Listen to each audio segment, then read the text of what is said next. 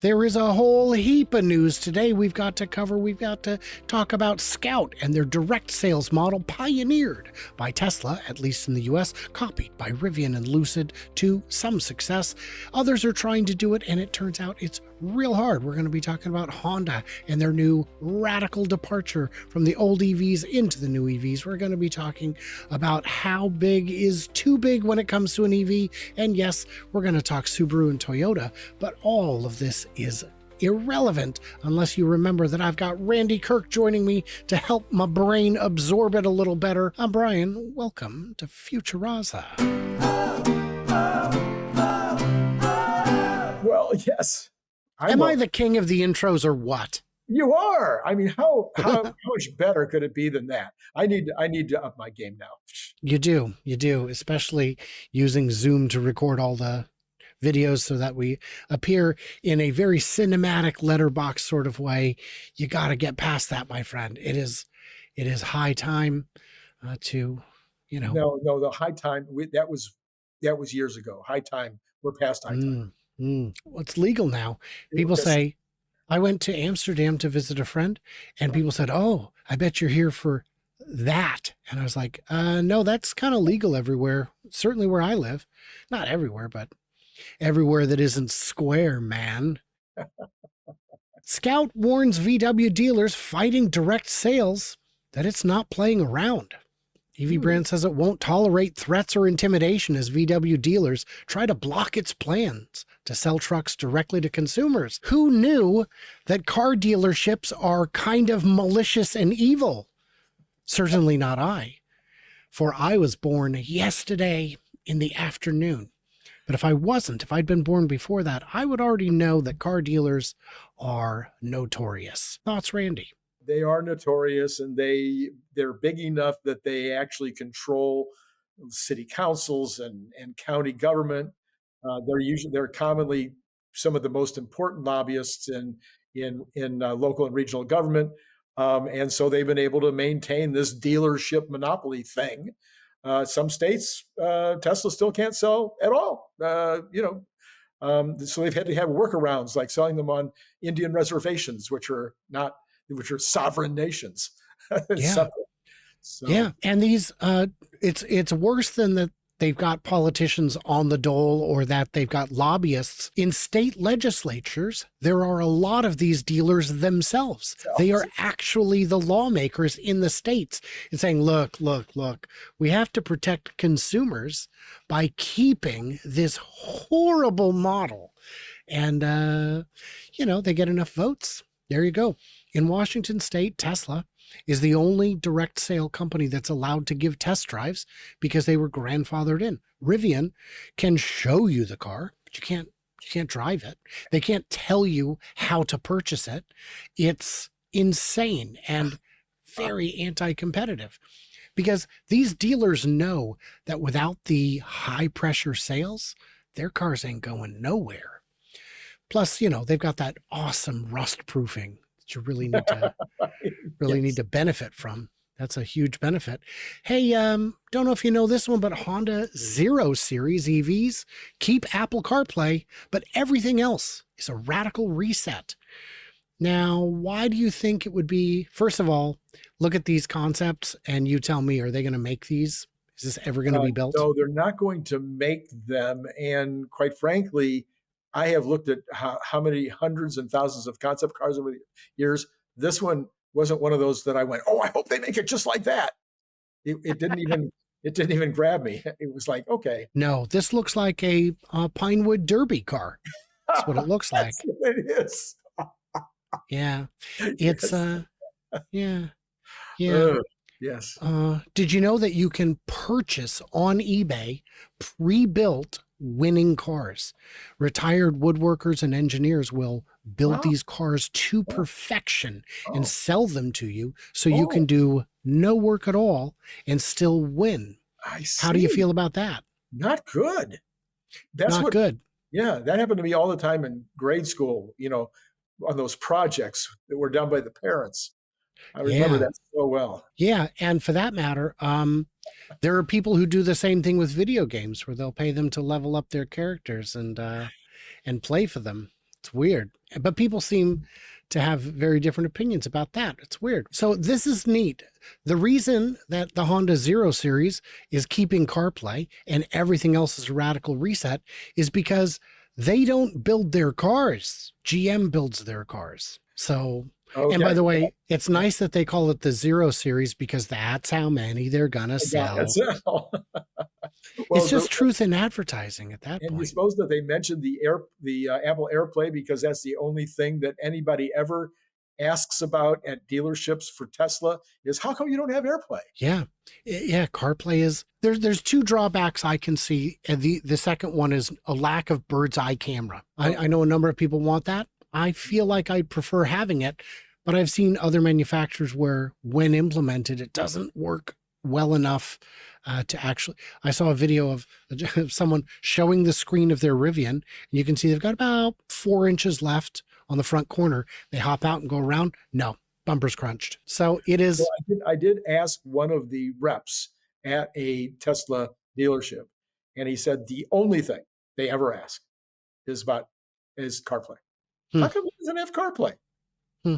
And then, but it doesn't. He says it never results in them not buying, but they ask. Yeah. I mean, I guess it's a fair question. I've never used CarPlay, so it doesn't occur to me to need it. Did you know that? This is an interesting one here. Supersized EVs will not solve the climate crisis. I would take it a step further, Randy, and I would say they don't solve much.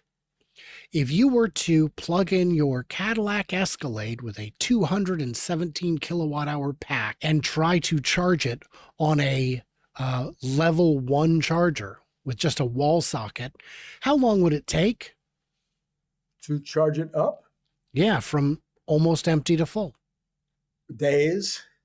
About a week, a little over a week. I mean, you'll realistically get a kilowatt an hour, maybe a little more.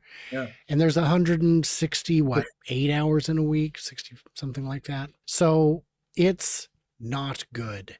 And for that matter, if you're juicing up on the highway at a public charger, some DC fast chargers are $1. Affordable ones are 50 cents. 50 cents, that's $100 a fill up. Wow. Or if you hit peak time, you might be paying $200 to juice up your Escalade. That's not good. But you do get 40 speakers, which is, yes, 40 is the number. Don't worry. They have an XLT version coming out later that will have more speakers. Oh my, good. What are you doing?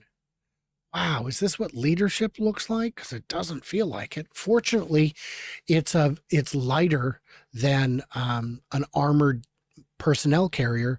It is only a paltry 9,300 pounds. So not only does it have as many batteries as 3 Model Ys, it also weighs as much as a Model Y on the roof of another Model Y.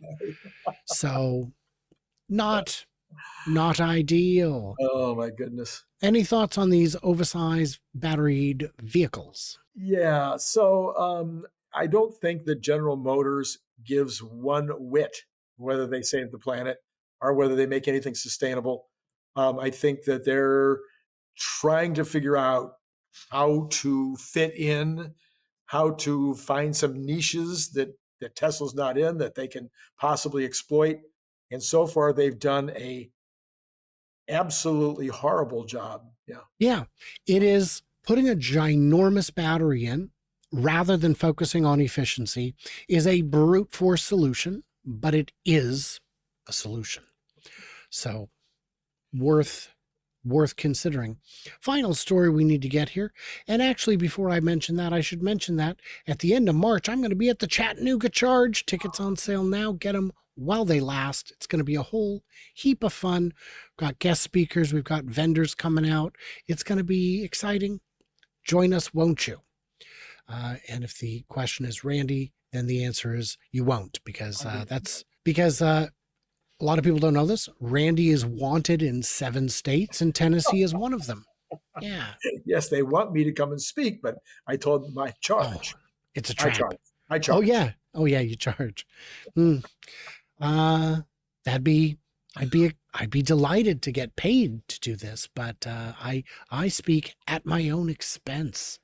So the Michigan Club is letting me stay at one of the places they're renting, so that part's covered. Uh, Nice. Nice. yeah. Subaru and Toyota join forces once again to co-develop an electric SUV. Here's what's different this time. Before you see the article, Randy, give me your guess. What's different? It's not. Wait, this is an electric SUV.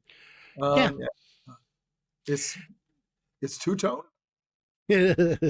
So this is the current one. This isn't the next Oh, one. that's the current one, and it's Yeah, two-tone. that's well, I mean, sort of. The black is just plastic. Oh, I see. It's so you don't realize the wheels are comically small for the design. Yeah. And they're trying to make it look different.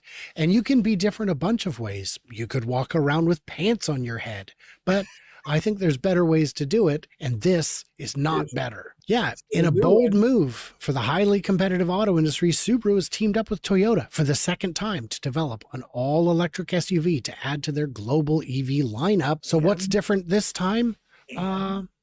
Yeah, maybe it won't be pug fugly. I don't know what they've got going for them, as it's explained here. Why is this encouraging? Because the more options, the better. But here's your answer: Okay. brand loyalty. Oh, is that the difference? That is the difference. If you look at Honda's amazing sales of their Honda Prologue, or as I call it, the Honda Blazer with CarPlay, it is just a GM product. Why are they selling so many more than the Blazer, which it is? The answer is brand loyalty. There are people who love Honda and want an EV. Now they have an option. Hopefully, the difference is this time, and I hope the difference is they won't suck. But Because they don't give you a picture. no. No. And there's no real answer to the question in the headline. I don't blame them. I get it. It just, is not the answer I was looking for. There's a thing about brand loyalty. I was going to try to use an analogy, but I don't think anybody would understand it. So I will just say, your brand loyalty only lasts so long. You can only screw up so many times, and the brand loyalty goes away. We've seen this happen a few times in recent history. Can you give me an example? Sure. Kmart. I would go further and say Nokia, BlackBerry. Yeah. Intel. Yeah. But some of those were at least what you call they were some major new technology that caused them to no longer be there. But with Kmart, for instance, they were just outcompeted by Target.